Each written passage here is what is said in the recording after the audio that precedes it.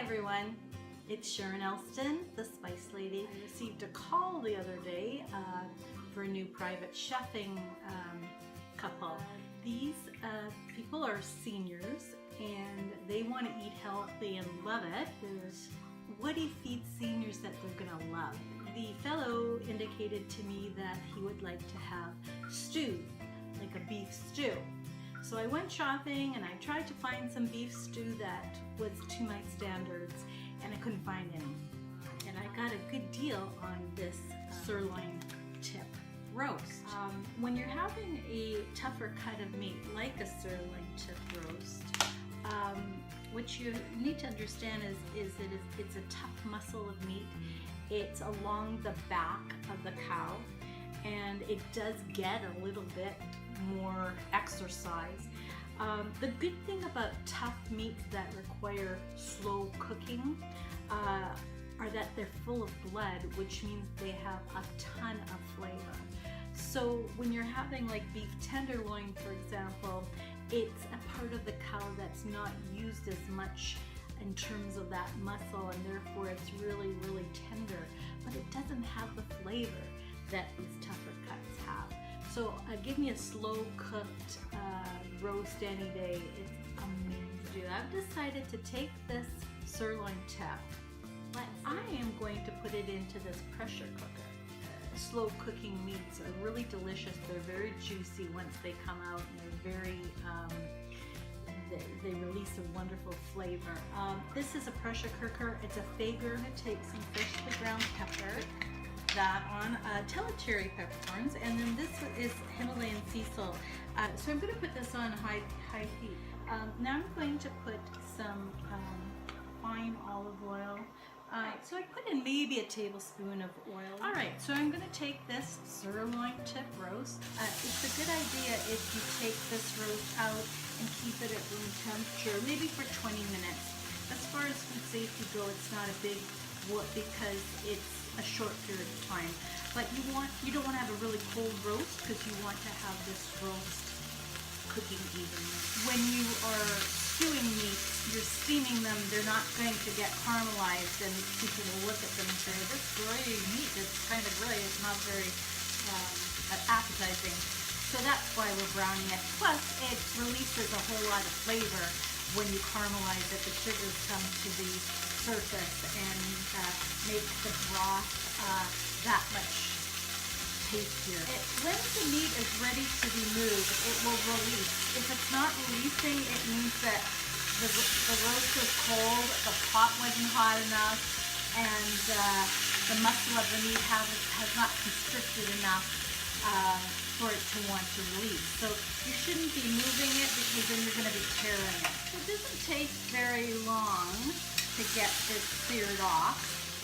I'd like to now show you what I'm going to put in. I'm going to put the meat on a bed of vegetables. So I'm just going to cut the carrot this way and that way, and this way and that way. And what I'm doing is a special cut. It's a kind of like little diamond shapes, and they're fancy. And they're going to be about 1 inch of carrots. So now I can kind of really show you. Isn't that nice? So I'm just going to put it aside for now. And now we have all these wonderful fats and caramelization at the very bottom of the pot. See? And that's all yummy, yummy flavor. So we're going to take about 1 very large onion. Remember me? I told you I really like a lot of aromatics. And about 6 to 7 cloves of garlic. Soften these up a little bit.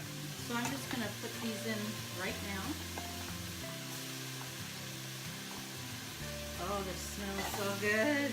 So I'm just going to be putting in some moisture. So I'm using low sodium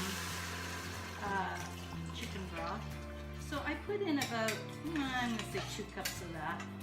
When you're working with pressure cookers, you want to have at least a ½ cup of liquid. So now I've got a parsnip, and a parsnip, but they're actually the root of parsley. Parsnips actually turn colors because they're root vegetables and they're very white, so once they're getting the light of day without their skin on, kind of naked. So they'll get a little tan, they'll turn colors. And then I've got a baby turnip. So what I've done here is I'm putting in all these vegetables, including, like I've got about 6 to 8 little baby small potatoes here. These vegetables are kind of going up, almost halfway up pan. Alright, so this is what it looks like. One of the things I didn't do is when the onions were in, I should have put these sprigs, whole sprigs of thyme and whole sprigs of rosemary. I happened to pick up some organic bay leaves from our health store, which these always add a wonderful taste of home. All right, so now the fun begins. We're going to put in some ruby port, which is the red port, and it's sweet. So we're going to put in about a half a cup of that. Now remember, all the alcohol is going to burn off. And then we're going to put in some nice tasting red wine, about a half a cup of that too. So now we're going to put in a little bit more pepper, and we can adjust the seasonings once this is done. They don't, remember we're talking about layering. I'm going to put in some Worcestershire sauce, about a tablespoon, and I'm going to put in, remember I told you in other videos that I freeze tomato paste from the can, and I'm going to put in about 2 tablespoons of that, and that adds a depth of richness to what's going on here. Everything has to come to a boil for a pressure cooker to work. This is going to take about 40 minutes as opposed to 2 to 3 hours. Because the port is very sweet, I'm not sure I want a little bit of honey, but I'm going to put it in just because we want to cut the acidity of the wine and the tomato paste just a little bit. It's like a teaspoon, not even. Now we're going to take this beautiful meat and we're going to lay it on top of all these vegetables, and we're going to make sure all those juices are in the pot as well. And this is my little secret. I take some stone ground mustard and I slather it on the top of this roast. I don't know, about 2 to 3 tablespoons. Just take a spoon and I roll all over the roast. And this creates a bit of a crust that's, I can't even tell you how wonderful this is. It's that good. What we're going to do is we're going to put the lid of this pressure cooker on this preparation. And I'm going to show you what it looks like. See? So you take the pressure cooker, and I've got it on high, and I'm going to take the top of the pressure cooker and lock it on. So this has a 1 or 2 gauge. I'm putting it on 2. When the little yellow thing shoots up, I don't know if you have a pressure cooker, if yours is yellow or white or red, but there's a little piece of plastic or whatever it is. It's going to pop up, and then you bring it down to low simmer. Welcome back. It's been about, I'm going to say 48 to 50 minutes, and I think it's ready now. I'm going to shut off the temperature and then just move this off the element. We're just going to let it go down to no pressure at all.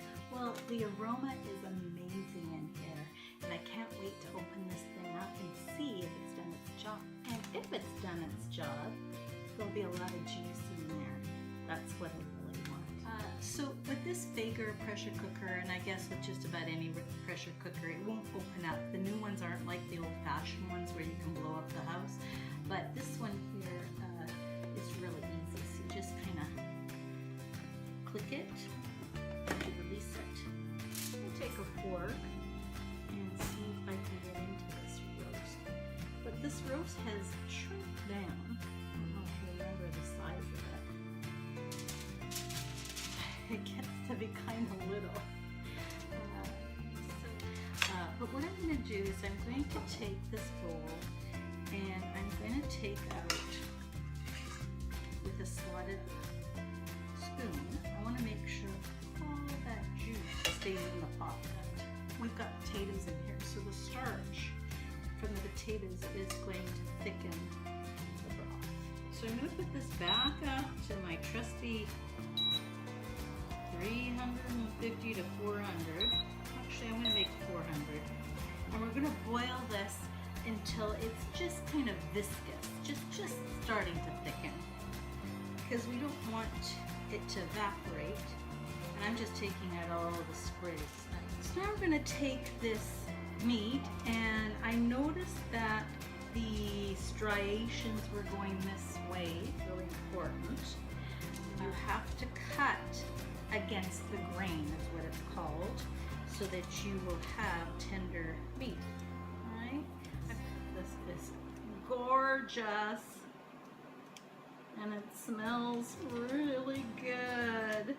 Like, oh, this is happening. I can feel it. So I'm going to take a little bit of this mixture and taste this and see if I have to add some salt or some pepper. Oh my goodness. That's delicious, okay? And the reason it's delicious is because it's been sweetened with the parsnips and the carrots and the onions and the garlic. Do you know where I'm going with that? Because they get caramelized as they cooked, right? So the sweetness goes into the broth and it's outstanding. So we could just use this broth and, well, jus is what we should call it. And I do want to put a little, I mean, to be honest, if they told me they were watching their salt, I wouldn't need to do any more seasoning. But I'm just going to, because salt heightens the flavor, and I'm not going to put a lot in, maybe just a teaspoon. And I'm going to put a little bit more pepper, because as seniors get older, their taste buds aren't as strong as they once were, and therefore they won't be able to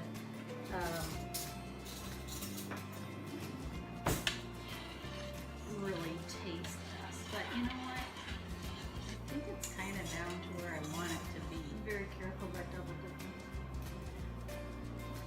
I better not eat the whole thing before they get it. I know what you're thinking. That's just lovely. So what I'm going to do is I'm going to put some meat in each of these containers. I'm just going to put them in the bottom. So I've got the meat in there, and now I'm going to layer it with the vegetables. And I'm just going to pour the jus all the way in here. And I'm going to do it on this one too. This is going to be like delish.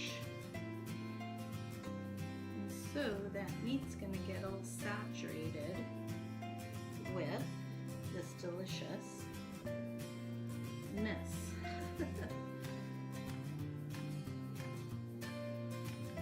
this, my friends, is how it works. It's all about love, and that's what I hope that I put into these chip roast jus.